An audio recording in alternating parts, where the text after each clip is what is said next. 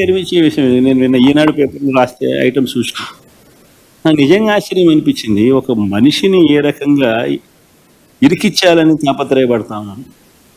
అసలు మిథున్ పెద్దిరెడ్డి మిథున పెద్దారెడ్డి కొడుకు మిథున అది రాసింది కదా ఈనాడు వాడు రాసింది.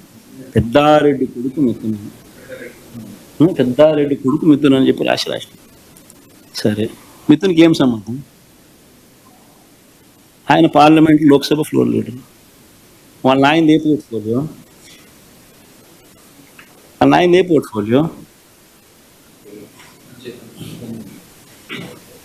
మన ఆయనకి ఇక్కడికి ఏం సంబంధం? ఇష్టం వచ్చినట్టుగా ఇరికేయడం. అడగడం ఇంకోటి కసిరెడ్డి రాజా ఎవరో పేరు చెప్పి ఆయన రాసి ఎవడైనా ఆయనకు ఏం సంబంధం? మద్యానికి ఏం సంబంధం? అంటే ఎవడో ఒక ఆశీస్సు ఉండదు, పట్టుకోవడం రావడం, ఆశీస్సు ఇరికించడం, తీసుకోవడం, పెట్టడం, ఆశీష్ పేరు ఇంకోటి ఎవరితో చెప్పించడం, ఆశీష్ పేరుతో ఇంకొకరు రామచంద్రారెడ్డి పేరు, వెంకటరామరెడ్డి పేరు, సురేష్ పేరు చెప్పించడం. ఇది కేసుల్లో నిలబడతాయి ఎన్ని? అసలు ఎవడైనా కానీ డబ్బు ఎందుకు ఇస్తాడు? ఫస్ట్ ఫండమెంటల్ క్వశ్చన్ ఆలోచన చేయాల్సింది. అందరూ ఆలోచన చేయండి. డబ్బు ఎవడైనా ఎందుకు ఇస్తాడు? అయ్యే రేట్లే కదా చంద్రబాబు నాయుడు హయాంలో ఉన్నది. సేమ్ బేసిక్ రేట్లే కదా. ఇంకా మన హయాంలో బేసిక్ రేట్లు సేమ్ పెట్టి ట్యాక్సులు పెంచినాం. బేసిక్ రేట్ అదే కదా చంద్రబాబు నాయుడికి ఇచ్చినడం వల్ల. ఈనాడు రాస్తాడా చంద్రబాబు నాయుడు తీసుకున్నాడని? మరి చంద్రబాబు నాయుడికి ఇచ్చినప్పుడు ఇంకోరికి ఎందుకు ఇస్తారు? ఇంకా మన హయాంలో వాల్యూమ్స్ తగ్గినాయి, రేట్లు షాక్ కొట్టే విధంగా ట్యాక్సులు పెంచినాయి. సో ట్యాక్సులు పెంచి బేసిక్ రేట్ అట్టే ఉంచి వాల్యూమ్స్ తగ్గేట్టుగా చేసిన వాళ్ళకి ఇస్తారా? అది చంద్రబాబు నాయుడు గారి హయాం మాదిరిగా వాల్యూమ్స్ పెంచినోనికి,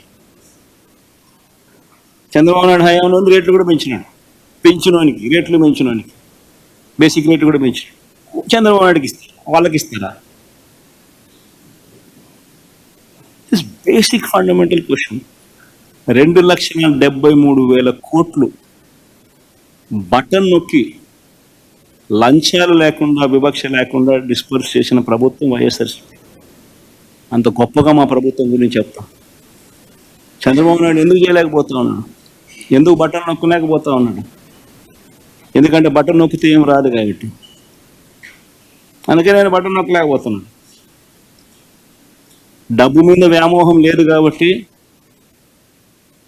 పేరు మీద కాంక్ష ఉంది కాబట్టి, చరిత్రలో నిలబడిపోవాలన్న తపన ఉంది కాబట్టి, ప్రతి ఇంట్లో నా ఫోటో ఉండాలన్న ఆరాటం ఉంది కాబట్టి 2,73,000 కోట్ల రూపాయలు బటన్ నొక్కిన డీబీటీ. లంచం లేని పాలన ఎక్కడైనా జరిగింది అంటే వైఎస్ఆర్సీపీ ప్రభుత్వ హయాంలో అని చెప్పి గర్వంగా గొప్పగా కూడా చెప్పగలుగుతాం.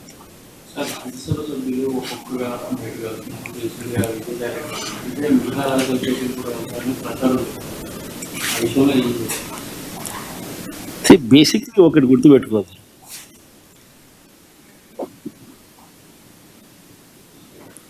పదకొండు మంది మాకు రాజ్యసభ సభ్యులు ఉన్నారు.